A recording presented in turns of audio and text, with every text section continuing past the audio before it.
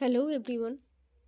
welcome to English through Books. Today we are going to read and understand about the it all start with it's all began with Drip Drip part 2 এই part 3 আগের দিন আমরা part 2 পড়েছিলাম তো আজকে আমরা part 3 টা start করব so let's start a few months after that evening এই সন্ধ্যার কিছু মাস পর নিউজ কেম দ্যাট একটা খবর এলো যে a neighbouring king has declared war প্রতিবেশী রাজ্যের রাজা যুদ্ধ ঘোষণা করেছে Bholenath and his king gathered at the royal court Bholenath এবং তার রাজা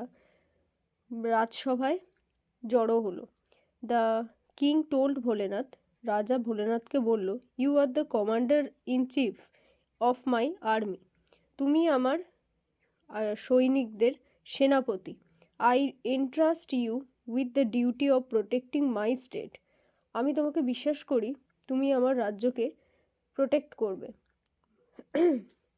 মানে সুরক্ষা দেবে Bholenath came back home in utter despair Bholenath খুব চিন্তার সাথে বাড়ি ফিরে গেল I don't even know how to ride a horse আমি এটাও জানি না যে একটা ঘোড়া কিভাবে চালায় he told his wife helplessly সে তার বউকে বলল সাহায্যহীনভাবে how will I defend our borders against 8,000 enemy soldiers আমি কিভাবে আমার বর্ডারকে রক্ষা করব 8,000 সৈনিকের হাত থেকে ডোন্ট ওয়ারি চিন্তা করো না হিজ ওয়াইফ সেড তার বউ বলল I will tie you to the horse আমি তোমাকে ঘোড়ার সাথে বেঁধে দেব ইন দ্য মর্নিং সকালে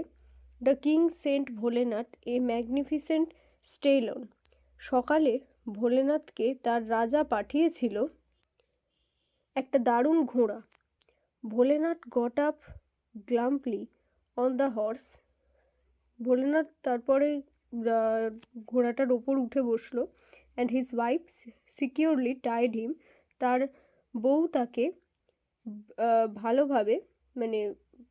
ঠিকঠাকভাবে বেঁধে দিল টু ইট এটার সাথে উইথ এ রোপ একটা দড়ি দিয়ে the horse did not like feel of the tight ropes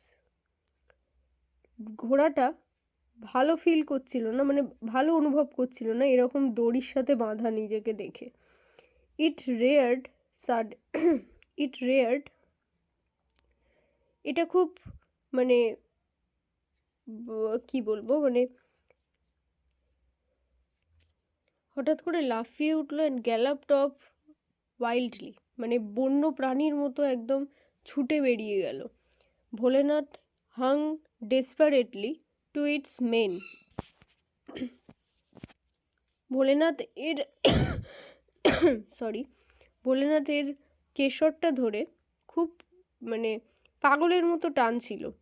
realising that বুঝতে পেরে যে the horse was headed straight for the enemy camp হর্সটা সোজা মানে ঘোড়াটা সোজা ক্যাম্পের দিকে মানে শত্রুদের ক্যাম্পের দিকেই যাচ্ছিল Bholenath shouted in fear Bholenath ভয়েতে চেঁচাতে শুরু করলো the horse could not be stopped ঘোড়াটা দাঁড়াচ্ছিল না ভোলেনাথ লক্ষ্য করলো a large tree with its branches hanging একটা বড় গাছ এবং তার শাখা প্রশাখা হ্যাঙ্গিং মানে ঝুলছিল ওভার দ্য রোড রাস্তার ওপর as the horse galloped under the tree যেই হর্সটা ট্রিয়ের মানে গাছটার নিচ দিয়ে যাচ্ছিল Bholenath reached up to grasp the branches Bholenath পৌঁছে গেল এবং ব্রাঞ্চটাকে চেপে ধরলো অ্যান্ড পুলড হিমসেলফ ফ্রি নিজেকে মুক্ত করলো but the branches broke away in his hands কিন্তু সেই ডালটা তার হাতেই চলে এলো the horse and had entered the enemy camp হর্সটা মানে ঘোড়াটা শত্রুদের ক্যাম্পে ঢুকে পড়েছিল the enemy soldiers were astonished to see a wild looking man tied to a fierce stallion মানে এনিমি সোলজার্সরা মানে শত্রু সৈনিকরা ভয় পেয়ে গেছিল দেখে যে একটা বন্য টাইপের দেখতে মানুষ, সে পাগলা ঘোড়ার ওপর চড়ে আছে। ওয়েবিং ব্রাঞ্চেস এক্সাইটেডলি, যে খুব জোরে মানে খুব উৎসাহের সাথে ওই ডালটাকে দোলাচ্ছিল। ওয়েভ মানে ঢেউ। হেল্প হেল্প, বাঁচাও বাঁচাও, ভোলেনাথ ওয়াজ শাউটিং, ভোলেনাথ চেঁচাচ্ছিল। The enemy soldiers did not hear him, শত্রু সৈনিকরা তাকে শুনতে পাচ্ছিল না। দে ওয়ার গ্রেটলি স্কেয়ার্ড, তারা ভীষণভাবে ভয় পেল। This must be some great warrior come single handedly to defeat us, এটা নিশ্চয়ই কোনো মহান যোদ্ধা যে একাই আসছে আমাদেরকে হারাতে। The soldiers were overcome with fear and instantly ran away without putting up a fight, তাই সোলজাররা ভয়টাকে কাটালো এবং তাড়াতাড়ি ছুটে